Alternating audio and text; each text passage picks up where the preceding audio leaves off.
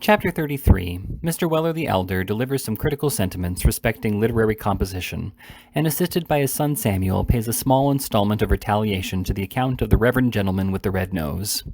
The morning of the 13th of February, which the readers of this authentic narrative know, as well as we do, to have been the day immediately preceding that which was appointed for the trial of Mrs. Bardell's action, was a busy time for Mr. Samuel Weller, who was perpetually engaged in traveling from the George and Vulture to Mr. Perker's chambers and back again, from and between the hours of 9 o'clock in the morning and 2 in the afternoon, both inclusive. Not that there was anything whatever to be done, for the consultation had taken place, and the course of proceeding to be adopted had been finally determined on. But Mr. Pickwick, being in a most extreme state of excitement, persevered in constantly sending small notes to his attorney, merely containing the inquiry, "Dear Perker, is all going on well?" To which Mr. Perker invariably forwarded the reply, "Dear Pickwick, as well as possible." The fact being, as we have already hinted, that there was nothing whatever to go on, either well or ill, until the sitting of the court on the following morning. But people who go voluntarily to law, or are taken forcibly there for the first time, may be allowed to labor under some temporary irritation and anxiety, and Sam, with a due allowance for the frailties of human nature, obeyed all his master's behests with that imperturbable good humor and unruffable composure which formed one of his most striking and amiable characteristics. Sam had solaced himself with a most agreeable little dinner, and was waiting at the bar for the glass of warm mixture in which Mr. Pickwick had requested him to drown the fatigues of his morning's walks, when a young boy of about 3 feet high or thereabouts, in a hairy cup and fustian overalls, whose garb bespoke a laudable ambition to attain in time the elevation of an hostler, entered the passage of the George and Vulture, and looked first up the stairs, and then along the passage, and then into the bar, as if in search of somebody to whom he bore a commission, whereupon the barmaid, conceiving it not improbable that the said commission might be directed to the tea or tablespoons of the establishment, accosted the boy with, "Now, young man, what do you want?" "Is there anybody here named Sam?" inquired the youth, in a loud voice of treble quality. "What's the other name?" said Sam Weller, looking round. "How should I know?" briskly replied the young gentleman below the hairy cap. "You're a sharp boy, you are," said Mr. Weller, "only I wouldn't show that very fine edge too much if I was you, in case anybody took it off. What do you mean by coming into a hotel and asking after Sam with so much politeness?" "'Cause an old gentleman told me to," replied the boy. "What old gentleman?" inquired Sam with deep disdain. "Him as drives an Ipswich coach and uses our parlor," rejoined the boy. "He told me yesterday morning to come to the George and Vulture this afternoon and ask for Sam." "It's my father, my dear," said Mr. Weller, turning with an explanatory air to the young lady in the bar. "Blessed if I think he hardly knows what my other name is. Well, young broccoli sprout, what then?"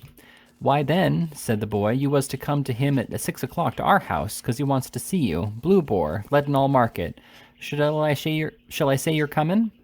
"You may venture on that there statement, sir," replied Sam, and thus empowered the young gentleman walked away, awakening all the echoes in George Yard as he did so, with several chaste and extremely correct imitations of a drover's whistle, delivered in a tone of peculiar richness and volume. Mr. Weller, having obtained leave of absence from Mr. Pickwick, who, in his then state of excitement and worry, was by no means displeased at being left alone, set forth long before the appointed hour, and having plenty of time at his disposal, sauntered down as far as the mansion house, where he paused and contemplated, with a face of great calmness and philosophy, the numerous cads and drivers of short stages who assemble near that famous place of resort, to the great terror and confusion of the old lady population of these realms. Having loitered there for half an hour or so, Mr. Weller turned, and began wending his way towards Leadenhall Market, through a variety of by-streets and courts. As he was sauntering away his spare time, and stopped to look at almost every object that met his gaze, it is by no means surprising that Mr. Weller should have paused before a small stationer's and printseller's window, but without further explanation it does appear surprising that his eyes should have no sooner rested on certain pictures which were exposed for sale therein, than he gave a sudden start, smote his right leg with great vehemence, and exclaimed with energy, "If it hadn't been for this, I should have forgot all about it till it was too late." The particular picture on which Sam Weller's eyes were fixed as he said this was a highly colored representation of a couple of human hearts, skewered together with an arrow, cooking before a cheerful fire, while a male and female cannibal in modern attire, the gentleman being clad in a blue coat and white trousers, and the lady in a deep red pelisse with a parasol of the same, were approaching the meal with hungry eyes, up a serpentine gravel path leading thereunto. A decidedly indelicate young gentleman, in a pair of wings and nothing else, was depicted as superintending the cooking. A representation of the spire of the church in Langham Palace, London, appeared in the distance, and the whole formed a valentine, of which, as a written description in the window testified, there was a large assortment within, which the shopkeeper pledged himself to dispose of to his countrymen generally, at the reduced rate of 1 and 6 each. I should have forgot it. I should certainly have forgot it, said Sam. So saying, he at once stepped into the stationer's shop and requested to be served with a sheet of the best gilt-edged letter paper and a hard-nibbed pen which could be warranted not to splutter. These articles having been promptly supplied, he walked on direct towards Leadenhall Market at a good round pace, very different from his recent lingering one. Looking round him, he there beheld a signboard on which the painter's art had delineated something remotely resembling a cerulean elephant with an aquiline nose in lieu of a trunk. Rightly conjecturing that this was the Blue Boar himself, he stepped into the house and inquired concerning his parent. "He won't be here this 3/4 of an hour or more," said the young lady, who superintended the domestic arrangements of the Blue Boar. "Very good, my dear," replied Sam. "Let me have 9 pennyworth of brandy and water luke, and the inkstand, will you, miss? The brandy and water luke and the inkstand having been carried into the little parlor, and the young lady having carefully flattened down the coals to prevent their blazing, and carried away the poker to preclude the possibility of the fire being stirred, without the full privity and concurrence of the Blue Boar being first had and obtained, Sam Weller sat himself down in a box near the stove, and pulled out the sheet of gilt-edged letter paper and the hard-nibbed pen. Then, looking carefully at the pen to see that there were no hairs in it, and dusting down the table so that there might be no crumbs of bread under the paper, Sam tucked up the cuffs of his coat, squared his elbows, and composed himself to write. To ladies and gentlemen who are not in the habit of devoting themselves practically to the science of penmanship, writing a letter is no very easy task, it being always considered necessary in such cases for the writer to recline his head on his left arm, so as to place his eyes as nearly as possible on a level with the paper, and while glancing sideways at the letters he is constructing, to form with his tongue imaginary characters to correspond.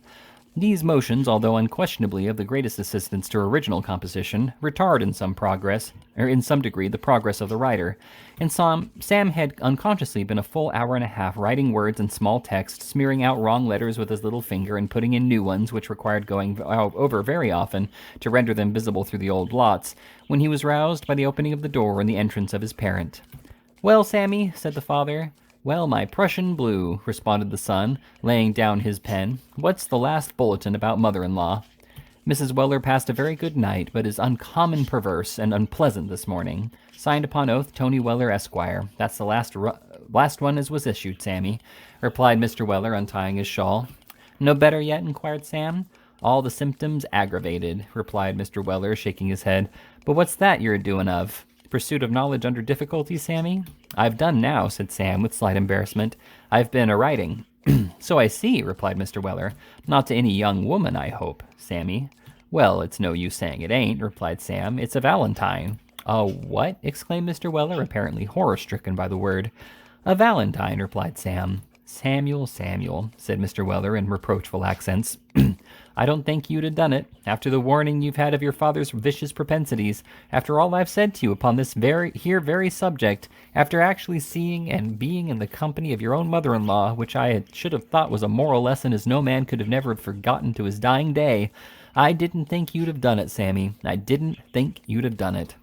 These reflections were too much for the good old man. He raised Sam's tumbler to his lips and drank off its contents. "What's the matter now?" said Sam. "Never mind, Sammy," replied Mr. Weller. It'll be a very agonizing trial to me at my time of life, but I'm pretty tough. That's one consolation, as the very old turkey remarked when the farmer was afeard he should be obliged to kill him for the London market. "What'll be a trial?" inquired Sam. "To see you married, Sammy. To see you a deluded victim, and thinking in your innocence that it's all very capital," replied Mr. Weller. "It's a dreadful trial to a father's feelings, that there, Sammy." "Nonsense," said Sam. "I ain't a-going to get married. Don't you fret yourself about that. I know you're a judge of these things. Order in your pipe, and I'll read you the letter. There." We cannot distinctly say whether it was the prospect of the pipe or the consolatory reflection that a fatal disposition to get married ran in the family, and couldn't be helped, which calmed Mr. Weller's feelings and caused his grief to subside. We should be rather disposed to say that the result was attained by combining the two sources of consolation, for he repeated the second in a low tone very frequently, ringing the bell meanwhile, and to order in the first. He then divested himself of his upper coat, and lighting the pipe and placing himself in front of the fire with his back towards it, so that he could feel its full heat, and reclined against the mantelpiece at the same time, turned towards Sam, and with a countenance greatly mollified by the softening influence of tobacco, requested him to fire away. Sam dipped his pen into the ink to be ready for any corrections, and began with a very theatrical air. "Lovely—" "Stop," said Mr. Weller, ringing the bell. "A double glass of the invariable, my dear." "Very well, sir," replied the girl, who with great quickness appeared, vanished, returned, and disappeared. "They seem to know your ways here," observed Sam. "Yes," replied his father. "I've been here before in my time. Go on, Sammy." "Lovely creature," repeated Sam.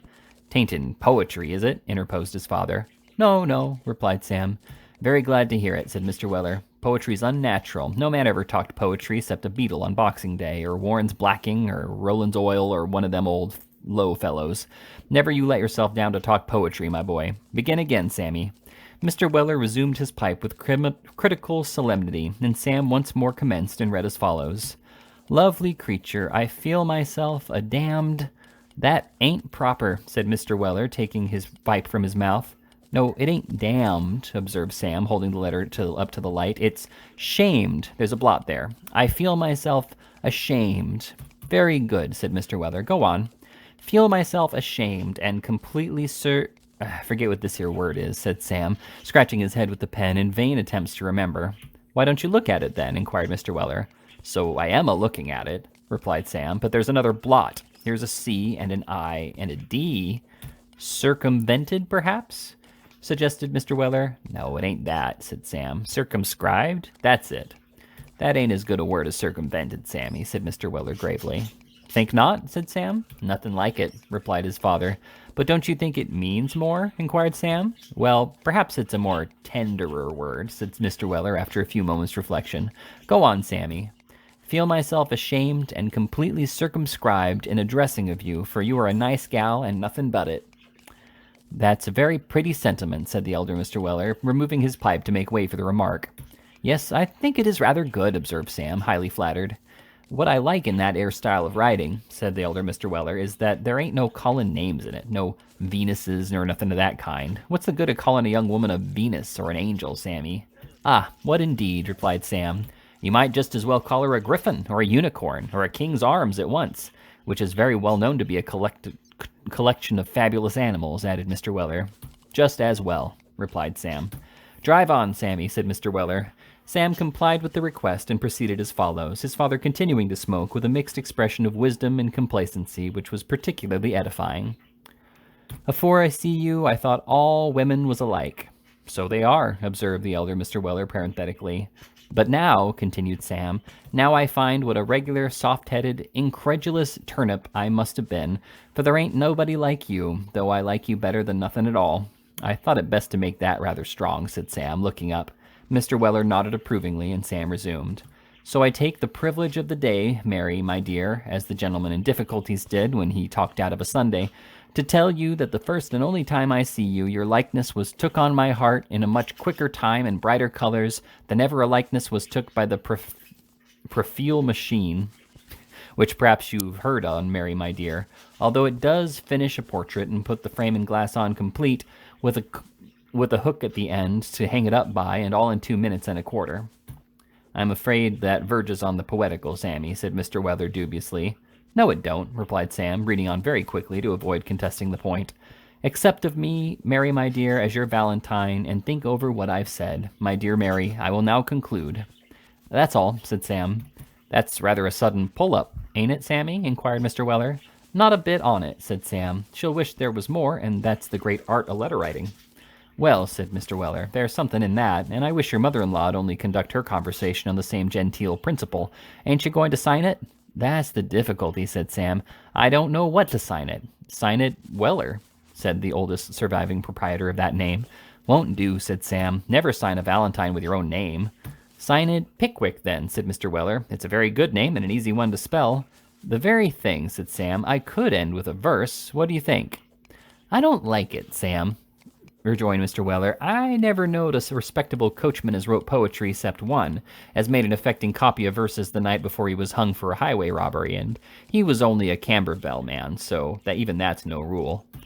But Sam was not to be dissuaded from the poetical idea that had occurred to him, so he signed the letter, Your love-sick Pickwick, and having folded it in a very intricate manner, squeezed a downhill direction in one corner, to Mary, housemaid at Mr. Nupkins' Mayor's, Ipswich, Suffolk, and put it into his pocket, wafered and ready for the general post. This important business having been transacted, Mr. Weller the elder proceeded to open that on which he had summoned his son. The first matter relates to your governor, Sammy, said Mr. Weller. He's going to be tried tomorrow, ain't he? The trial's a-coming on, replied Sam. Well, said Mr. Weller, now I suppose he'll want to call some witnesses to speak to his character, or perhaps to provide an alibi.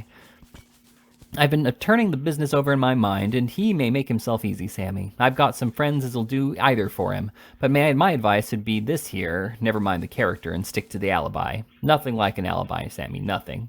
Mr. Weller looked very profound as he delivered this legal opinion, and burying his nose in his tumbler, winked over the top thereof at his astonished son. Why, what do you mean, said Sam. You don't think he's going to be tried at the Old Bailey, do you? That ain't no part of the present consideration, Sammy, replied Mr. Weller. Wherever he's going to be tried, my boy, an alibi is the thing to get him off. We got Tom Wildspark off that there manslaughter with an alibi when all the bigwigs to a man said as nothing couldn't save him. And my opinion is, Sammy, that if your governor don't prove an alibi, he'll be what the Italians call regularly flummoxed, and that's all about it. As the elder Mr. Weller entertained a firm and unalterable conviction that the Old Bailey was the supreme court of judicature in this country, and that its rules and forms of proceeding regulated and controlled the practice of all other courts of justice whatsoever, he totally disregarded the assurances and arguments of his son, tending to show that the alibi was inadmissible, and vehemently protested that Mr. Pickwick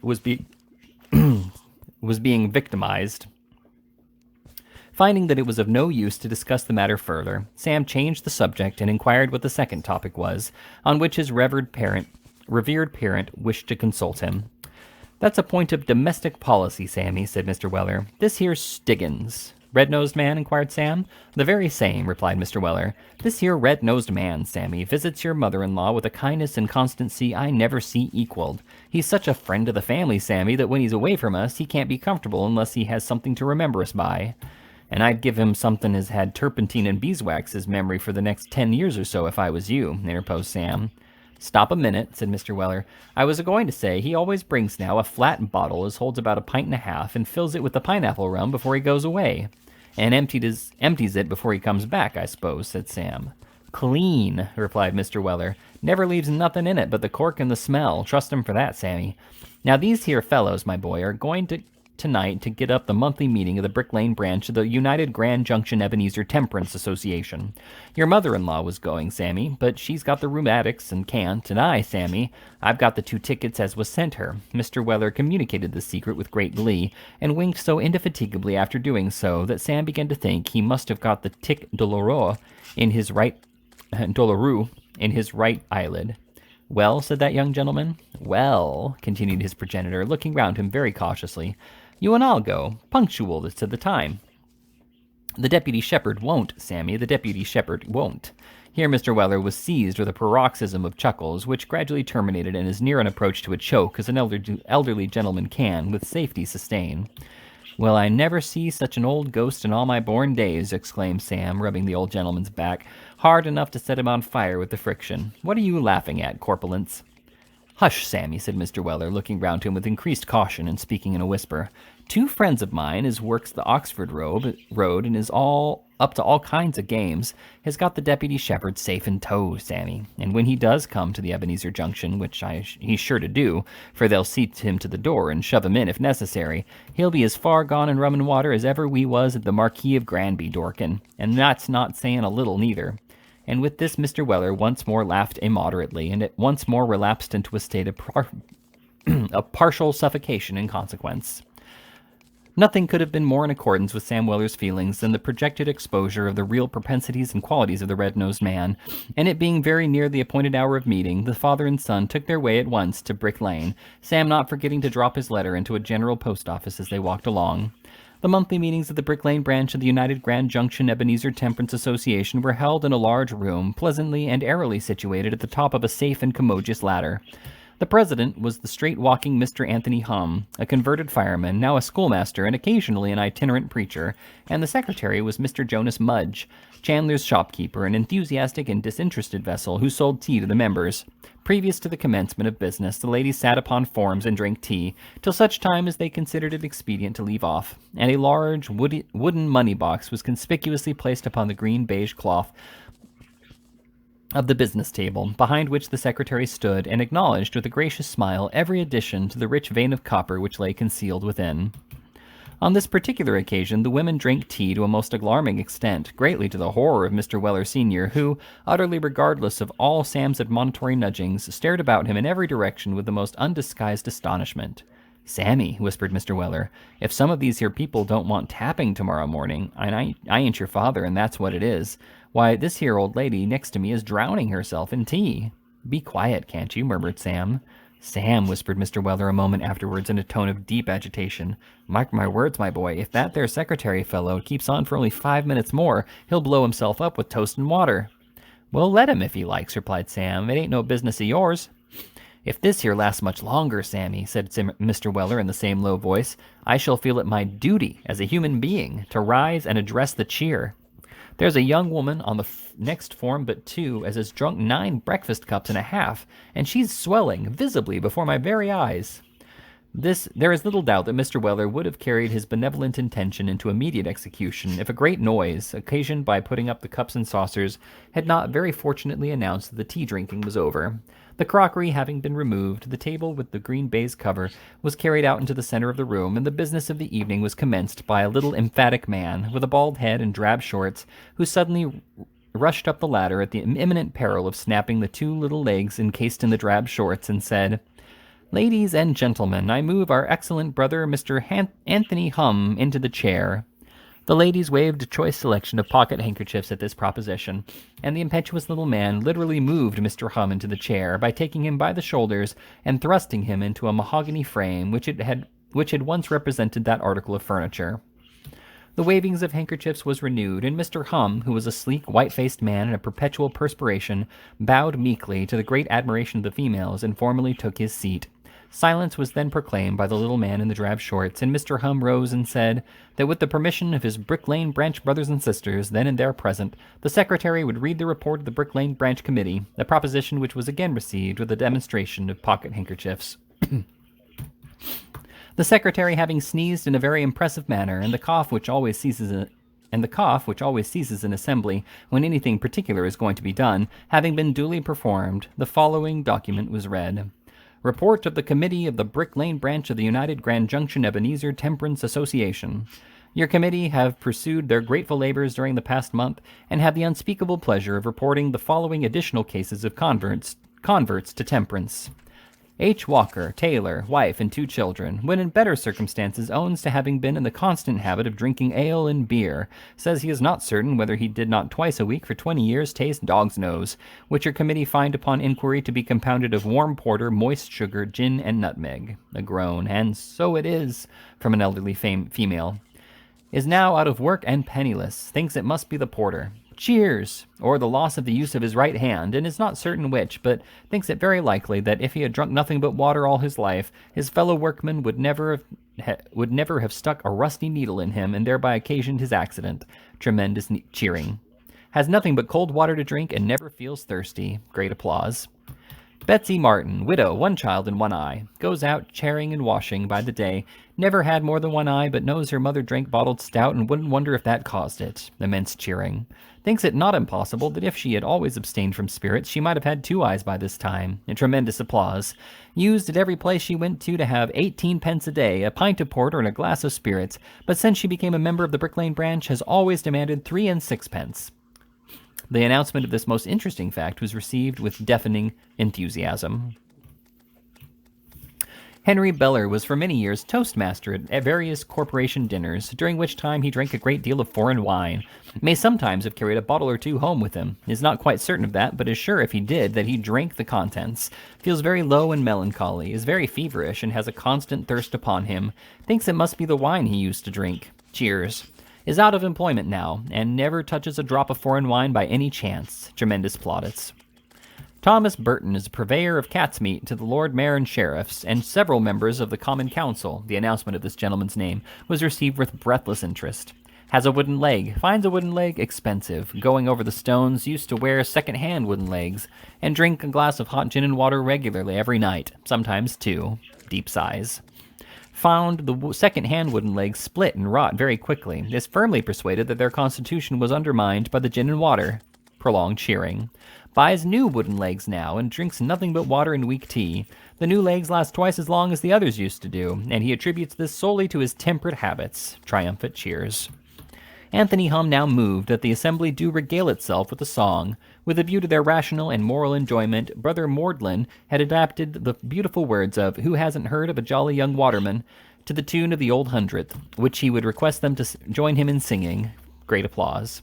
He might take that opportunity of expressing his firm persuasion that the late Mr. Dibdin, seeing the errors of his former life, had written that song to show the advantages of abstinence. It was a temperance song, whirlwinds of cheers. The neatness of the young man's attire, the dexterity of his feathering, the enviable state of mind which enabled him, in the beautiful words of the poet, to row along thinking of nothing at all combined to prove that he must have been a water drinker. Cheers. Oh, what a state of virtuous jollity, rapturous cheering. And what was the young man's reward? Let all young men present mark this. The maidens all flocked to his boat so readily. Loud cheers, in which the ladies joined.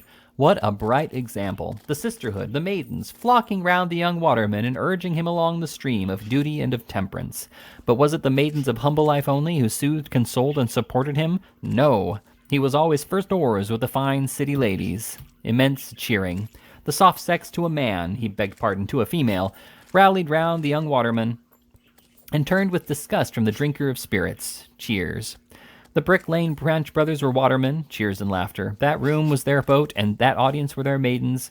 And he, Mr. Anthony Hum, however unworthily, was first oars. Unbounded applause. What does he mean by the soft sex, Sammy? Inquired Mr. Weller in a whisper. The woman, said Sam in a soft tone. He ain't far out there, Sammy, replied Mr. Weller. They must be a soft sex, a very soft sex indeed, if they let themselves be gammoned by such fellers as him. Any further observations from the indignant old gentleman were cut short by the announcement of the song, which Mr. Anthony Hum gave out 2 lines at a time, for the information of such of his hearers as were unacquainted with the legend.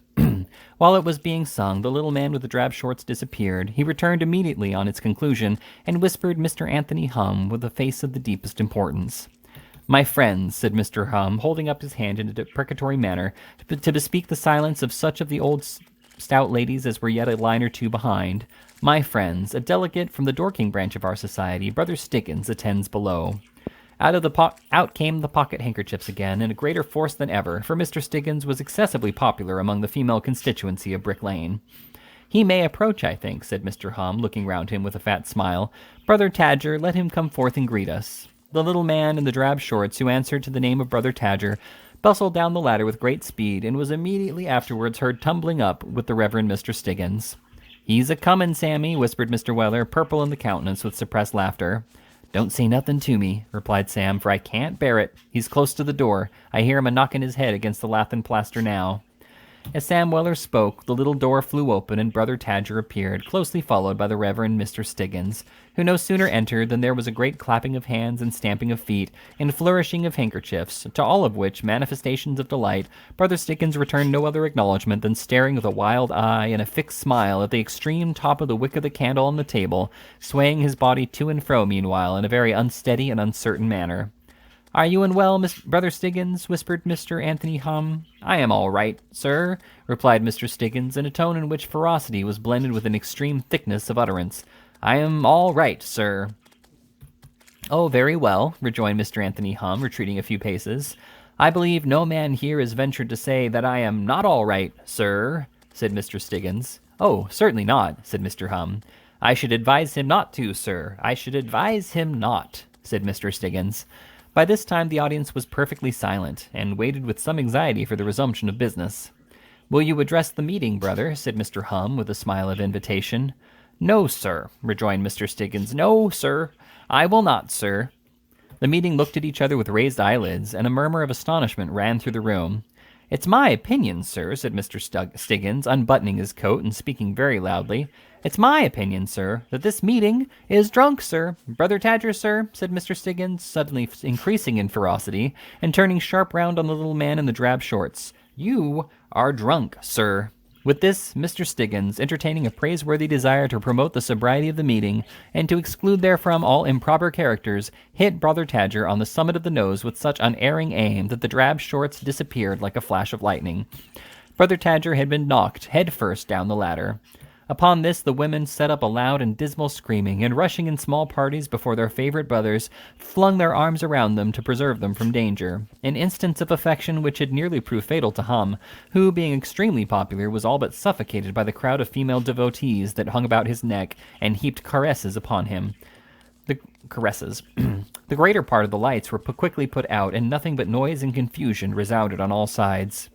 "Now, Sammy," said Mr. Weller, taking off his greatcoat with much deliberation, "just you step out and fetch in a watchman." "And what are you going to do the while?" inquired Sam. "Never you mind me, Sammy," replied the old gentleman. "I shall occupy myself in having a small settlement with that 'ere Stiggins." Before Sam could interfere to prevent it, his heroic parent had penetrated into a remote corner of the room and attacked the Reverend Mr. Stiggins with manual dexterity. Come off," said Sam. "Come on," cried Mr. Weller, and without further invitation, he gave the Reverend Mr. Stiggins a preliminary tap on the head, and began dancing round him in a buoyant and cork-like manner, which in a gentleman at his time of life was a perfect marvel to behold. Finding all remonstrances unavailing, Sam pulled his hat firmly on, threw his father's coat over his arm, and taking the old man round the waist, forcibly dragged him down the ladder and into the street, never releasing his hold or permitting him to stop until they reached the corner. As they gained it, they could hear the shouts of the populace, who were witnessing the removal of the Reverend Mr. Stiggins to strong lodgings for the night, and could hear the noise occasioned by the dispersion, in various directions, of the members of the Brick Lane branch of the United Grand Junction Ebenezer Temperance Association.